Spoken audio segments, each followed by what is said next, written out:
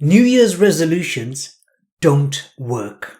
This is a topic that I've been interviewed about many times, and I remember in 2007, in fact it was 2008, New Year's Day, about 12:30 in the morning I was being interviewed on BBC Radio London, and it was Ray Khan, who later on became my friend.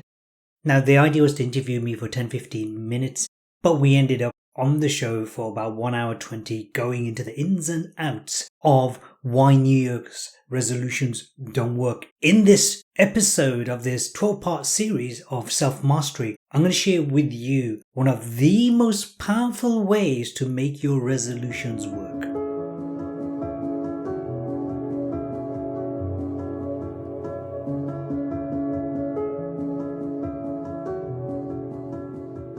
My name is Haroon Rabbani, and I've been teaching this kind of stuff since 1998, 1999. I've been applying it a lot longer, and I promise you what I'm about to share with you works.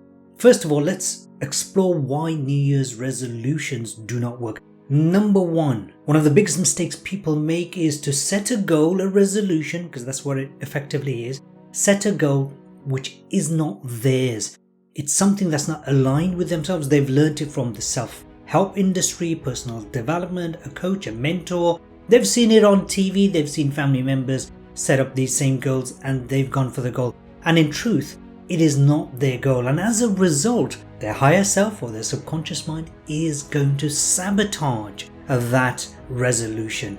Is it a surprise why 64% of people give up on their resolution within 4 weeks, and 91% of people in total, by the end of the year, they've just failed in their resolution, meaning only 9% of people succeed. Imagine you're doing a skydive and you take on a parachute. You're going to take a jump and there's only 9% chance that the parachute is going to deploy.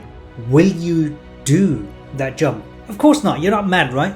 And yet people year in, year out set resolutions, and it could be any time of the year, set goals, which just is designed and set up to be a failure. One of the best ways to know that this resolution or this goal is not yours is because somebody needs to motivate you to do your goal. If you need to be motivated, it's not your goal.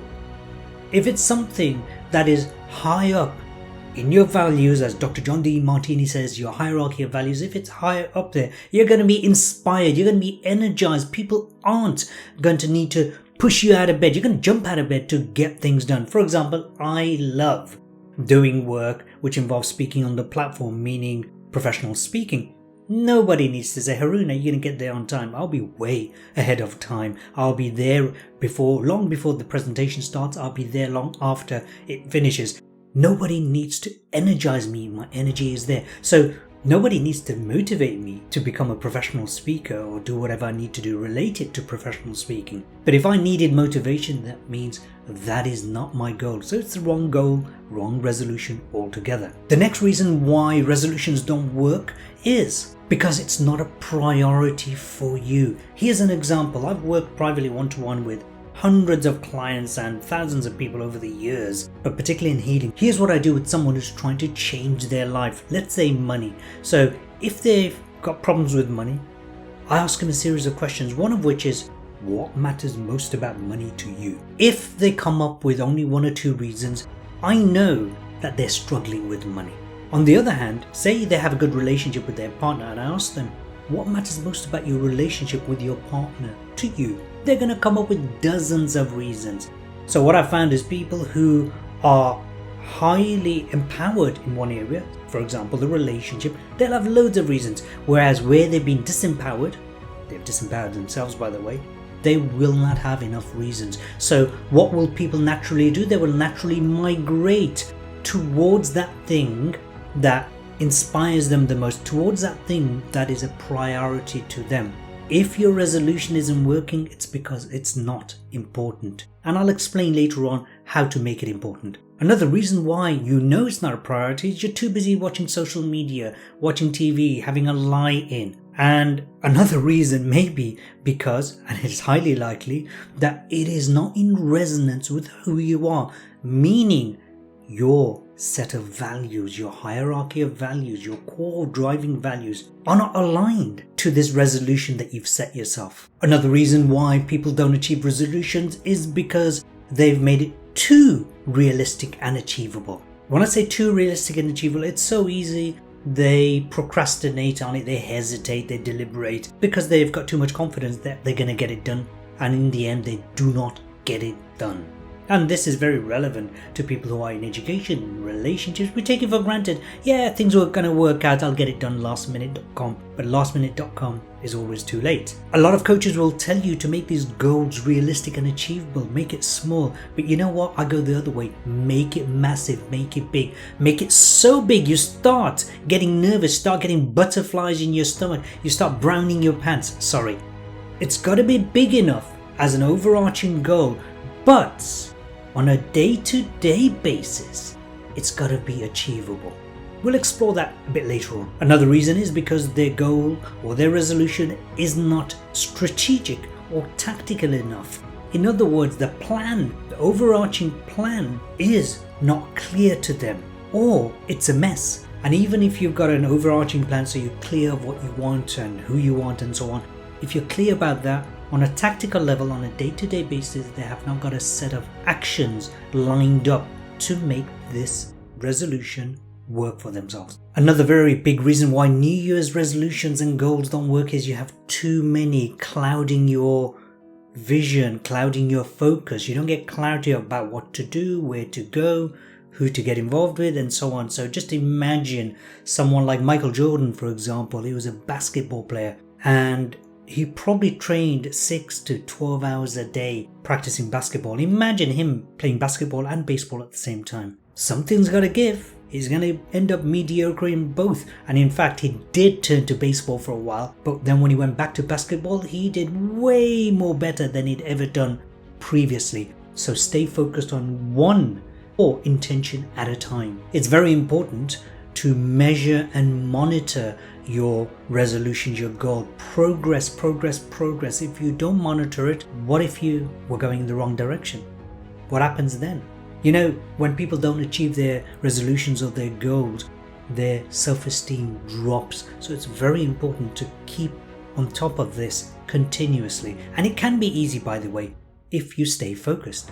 So that's another reason why people don't achieve New Year's resolutions, is they are not monitoring and measuring their progress. The next one is accountability. Who are you being held to account? So what do I mean by that? Do you have a coach? Do you have a mentor? A partner? Somebody who will just say, hey, how's it going? You said you're going to do this. How's it going? What's stopping you from moving forward? What's making you move forward? So you need an accountability partner. The next reason is people do not feel supported. So you've set yourself a goal and a resolution. You want support. You need support. No one man or no one woman is an island. Even self-made millionaires, billionaires never did it by themselves. The greatest sports people, the greatest leaders, they all have a support structure where there's one person or many people. So make sure you have a support network. But not everybody. We'll come on to that later on.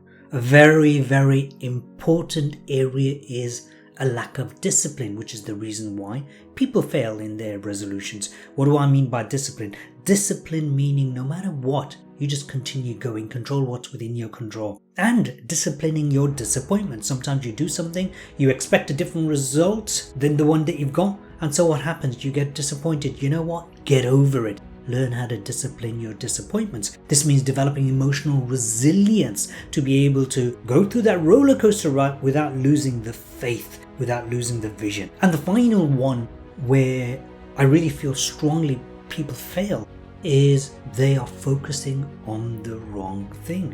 What do I mean by that? You set yourself a goal.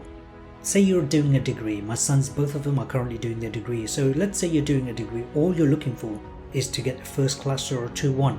If that's all you're focusing on, then you're going to miss the day-to-day challenges you've got to deal with. And you end up with a low grade anyway. So you must focus. Set your goal. Focus on your day-to-day. Number one, your activities. The outcome are not in your control. They are influenced by your activities. If you focus on the things that are out of your control, then you'll never do things that are within your control. So focus on controlling the controllables. In the world of business, I used to sell medical equipment many moons ago. We could not control the sale. I couldn't anyway. So you know what I did? I controlled the number of calls I made on a daily basis, the number of appointments I turned up to, the number of conversations I've had, the number of follow-ups I've had before the meetings, after the meetings. So taking as much controllable stuff into my own hands, taking ownership of that. And then as a result, hopefully, you've got the sale. It worked for me. I was number one person for 2 major corporations. Did very okay in that. So control the controllables. Now let's focus on what it is you can do to make your resolutions work. Number 1, have clarity of vision. Know what you want, what you really want. The end result that you're looking for. What does it look like for you? So if you're in a relationship, what does being in an amazing relationship look like for you? Imagine you're describing it to me. Well, Haroon, I'm with my partner on a beach in Bali, whatever it is. What does it look like for you? Number 2, what does it feel like? So having achieved the outcome, what feelings are you getting?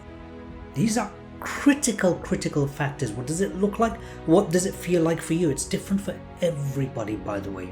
Number 3, still within second part of this. Number 3, what does it sound like? So you're in Bali. Are you hearing the sea breeze? Are you hearing music? Each other's voices, birds, bees? What does it sound like to you? What does it smell like? Are you smelling the sea breeze or the water, the seaweed? What does it smell like? What does it taste like being in that relationship with your partner, with your soulmate? And you can apply that to the world of business. You can apply that to your health. You can apply that to money, whatever it is. At least use your 5 senses to truly understand what it looks like, feels like, sounds like, smells like, tastes like. And the 6th one, what do you know to be true? So for example, if you're in a relationship, you don't know if that person's going to love you or not. But you know that you can bring all your kindness, caring and compassion into that relationship. So you know that's the kind of person I am and that's what I'm going to bring to the table. If it's to do with your studies, you know that whatever result you get, for example, you're going to celebrate. You know that within your gut. It might be the other way around. You might be the kind of person who will whinge and moan whatever grade you get. So decide what you know to be true. No guesswork here. Next thing, how do you make this in alignment with who you are? First, does it align with your values, your resolution? Be it losing weight, which we're going to talk about more later, losing weight, quitting smoking, getting a promotion. Does it resonate with your values? For example, my top 2 values are freedom. So I ask myself, does this goal, this resolution, is that going to bring freedom for me and freedom for others? Another one is compassion. Am I going to still be able to be compassionate?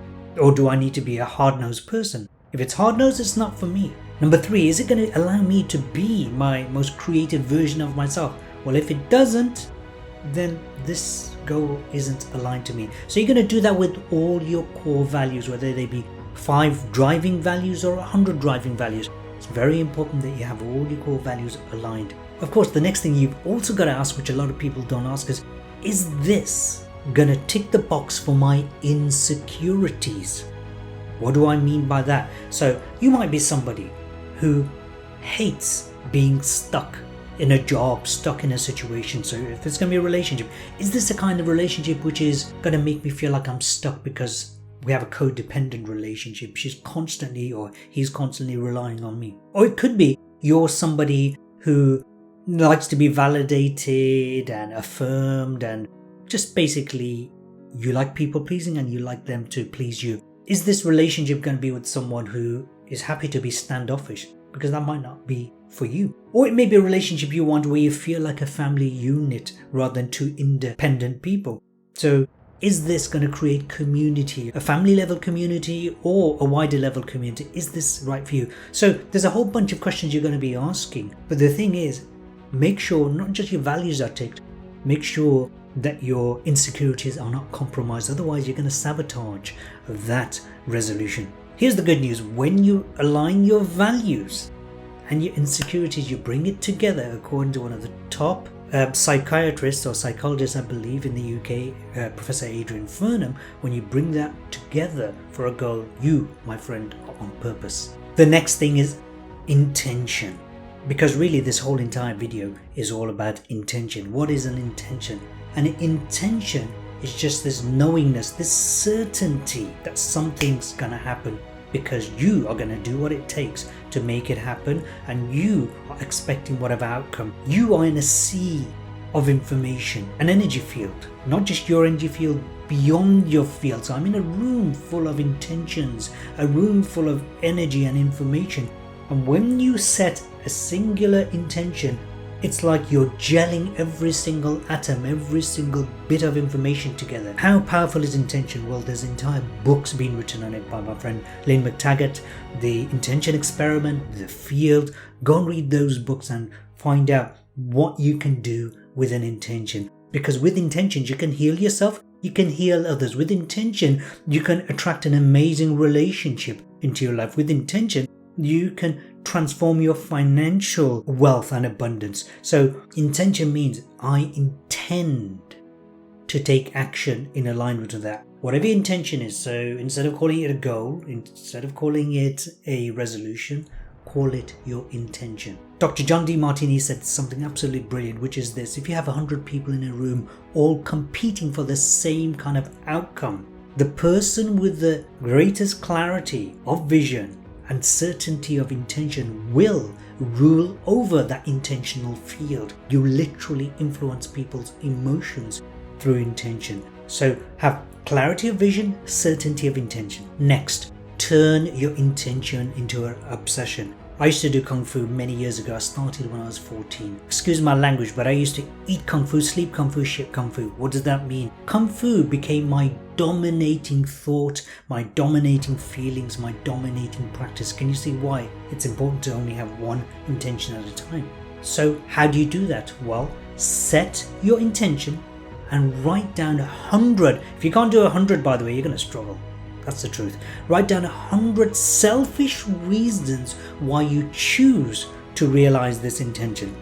For example, if your intention is to become financially abundant, make it selfish. You might say, well, with that abundance, I choose to, not I wish to, I choose with that money to take my sons on a trip to Bali, and where we can spend 2 weeks having an amazing time, going on adventures, getting massaged, going in the sea. That's one reason.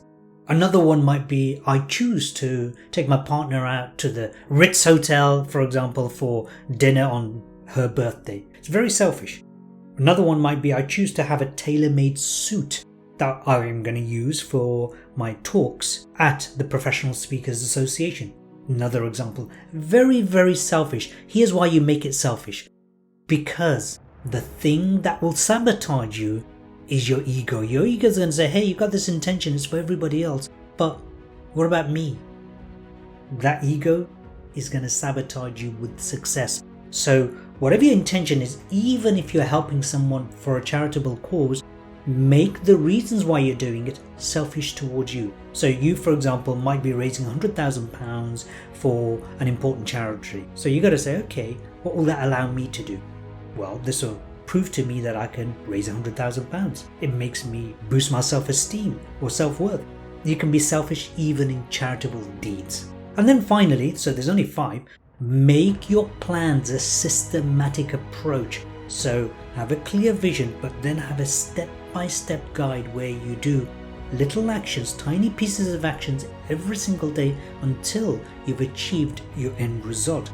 Now, one of the most powerful ways I've ever seen this being done, and I've ever used is I've employed a system called the massive goal principle. I won't talk about it today, I'll talk about it in another video, but you can access the massive goal principle training, very low cost trading, but your life will change completely. The link is in the description. So what kind of intentions can you set? Well, one of the common ones is losing weight. That's an absolute rubbish intention or New Year's resolution. Instead of saying losing weight, you say, I choose to be healthy. Now, one of the big issues with people with obesity or weight issues is they have insulin resistance. So you might say, I choose to be insulin sensitive. If you want to find out more about that, watch my video on insulin resistance. It's a very big one, because if you become insulin sensitive, then guess what's going to happen? Your weight's going to drop off. Another way to deal with this is you might say, I am going to be totally comfortable when I walk, when I wake up, and I'm going to be flexible, and I'm going to be full of energy, because a lot of people who want to lose weight usually have chronic inflammation, which means they also have chronic pain. So instead of saying pain-free, say you're going to be comfortable, full of energy, flexible, and so on. So change your language. Another kind of intention that you may choose to have, and a lot of people do, is they want to go to the gym more. So instead of thinking, I want to be a bodybuilder at the end of the day, instead of doing that, focus on developing the habit. Habit, by the way, takes more than 21 days, more than 30 days. It takes 66 days. So tell yourself, I choose to form the habit of attending the gym 3 times a week. And when you do that, you need to do it for at least 66 days, and then it will be automated. Or you might say, I choose to make yoga practice my habit. Or you might say, I choose to make meditation my daily practice. Again, it takes 66 days. The other area that a lot of people want to do is they want to quit smoking. Instead of saying quit smoking, replace it with, I choose to be healthy. I choose to have healthy lungs. Another resolution someone might make is, I want to make lots of money. No, don't do that. Say to yourself, I choose to create awesome value experiences for others and get paid handsomely. Or another way you might say is, I choose to allow $10,000 or £10,000 to come into my account comfortably and easily. You might choose to learn a new skill. Instead of just saying, oh, I want to learn coding or something, have a very specific end result. And you know what? Stretch it out, make it really something beyond your comfort zone, and then diligently work towards achieving that. So there are several phases to creating an intention. Number 1, you've got to ask yourself why. What is my big why? Is this aligned to who I am? That's phase number 1. Phase number 2, what does this look like, feel like, sound like, taste like, smell like? What do I know to be true? Phase number 3, own the experience. Act as if you've already achieved it. You're putting out to the universe, it's already done. Number 4, make sure that it's in alignment with who you are, what you stand for. So the next thing to consider is, what are your dominating thoughts? For example, when I was doing Kung Fu, my dominating thought was, I am the British champion. I wasn't as yet. I had a few years to go. I am the British champion. And eventually I became that. What are your dominating feelings in context of that intention? Is it a sense of confidence? Is it a sense of superiority within yourself? You need that in martial arts or any kind of combat sport. Is it a sense of inner peace and bliss? Is it a sense of love? So what are your dominating feelings? And there'll be 2 or 3 which are core dominating feelings. You've got to feel them, because these drive your dominating thoughts, and your dominating thoughts trigger your dominating feelings, and this influences the intention that you're putting out to the universe. I already mentioned about the massive goal principle. Make sure you plan it out using a system like that. I am not a fan of SMART goals, which is SMART goals on a daily basis, meaning is that realistic and achievable on that day? But as an overarching goal, no, that's going to lead to damn mediocrity, and I ain't up for that. Do you want mediocrity? Hell no. Well, I assume that's your answer, by the way. Otherwise, you won't be watching this. So make sure that it is a massive goal. The link is below if you want to find out more about massive goal principles. And then finally, let go of your attachment. You know, you've got so much attention you're paying to this particular intention. Where attention goes, energy flows. You've got so much attention that you're paying to it. However, don't be desperate. Allow yourself to unfold the story. Say, for example, you're a filmmaker, you've made a movie, and people are about to watch the movie on the cinema screen. How irritating it would be if everybody wanted to get to the end of the movie without watching all of the movie, right? It's crazy. So let your intention unfold like a movie, unfold like a story. There's no rush. It will unfold one way or the other. So here are a few other things worth knowing about intention. Law of attraction. A lot of people go on about law of attraction, think, and it becomes, well, here's the problem with law of attraction. None of the people that I know in the movie The Secret sat on their asses and just materialized things. No. They took action. After consistent action, you're going to start having a pulling power, meaning other people are going to notice that this person is going in this direction, and that pulling power is called traction. When you continuously have that pull on people, there are going to be other people coming into your life, and it doesn't have to be just people, but there'll be a momentum created where synchronicities are going to happen, and you're going to think, hey, this is law of attraction. No, synchronicities are happening because you took the initial action and you've done all the intention setting. So law of attraction is all about action followed by traction followed by attraction. Very important, I mentioned earlier on, do not have too many intentions. Have one major overarching intention. The good news is that your intention doesn't have to be year-long. I recommend go for 90-day intentions and then break it down to 30 days. From the 30 days, break it down to 7 days, and then 7 days, make daily intention and work towards those. And the cumulative effect you will find is it speeds up your intention process. I will emphasize it in all my videos again and again. I'm going to repeat it again and again. Stay focused. Know who you are. Know what you choose. Know your intention. Where attention goes, energy flows. Do not take your eye off the ball. But also keep in mind, of course, be flexible. Sometimes things don't work out exactly how you intended to be. You know what the saying is, humans make plans and God laughs. Here's an example. One of my clients was looking for an amazing soulmate, and she described him to absolute T, including silver or white hair, 6'3", broad shoulders, Italian. She found all of that in the guy. She's from London and she's Asian. She found that guy, except he had black hair. Now, if she was very stupid about it, she'd say, oh no, he's got black hair, I'm not going to go for him. And she's going to say no to everything else. Be flexible, be playful, be adaptive with your intentions, because what the universe has got planned for you is probably going to be better than what you have planned for you. Now, a lot of people believe in telling everybody about your resolutions, everybody about your plans. Here's a biological reason why not to. When you are achieving a goal, when you start striving towards something and you achieve it, and then you tell people, you get a massive dopamine surge. The dopamine is a motivator. It gets you motivated to go to the next step.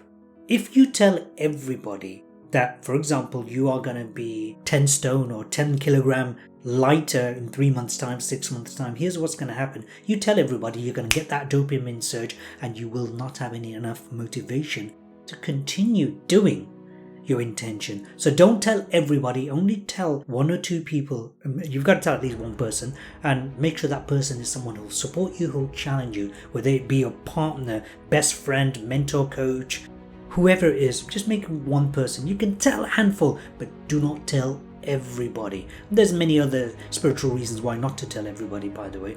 Just stick to 1 or 2 people. Finally, I've got a whole bunch of other tips that's going to help you to stay on track. Number 1, remember I said massive goals. Follow the massive goal principle. Number 2, make sure each and every daily activity, the daily activity is achievable. For example, if you're working full time and your activity is related to something personal or fitness, then you can't spend 8 hours a day doing that goal. So make sure it's actually very realistic on a day-to-day basis. Just on a day-to-day basis. When you watch a massive goal principle workshop or the video I'm going to do, you'll understand. Number 3, focus on developing rituals and habits rather than the end goal. Have the end goal in mind. For example, the end goal might be you want to lose weight, but make your attention towards the rituals of turning up to the gym, getting changed, getting showered afterwards, the rituals of doing the different exercises and doing it for at least 66 days to turn it into a habit. Focus on that rather than the outcome. Next one is control the controllables. You cannot control what's going on outside. You can influence it, but control what's within your capacity. We've talked about that to death. Control what's within your reach. And then review your intentions. Is it going in the direction you're going towards? Or do you need to change your intention altogether? For example, I wanted to become world kickboxing champion. But by the time I won the British Championship, I thought, it's not for me anymore. So I left it. I left martial arts so I can focus on my career. And you might think it was disappointing. No, I wasn't disappointed. I was very happy I did that because it was the right thing to do for my highest purpose, my higher self, and the highest good of others as well.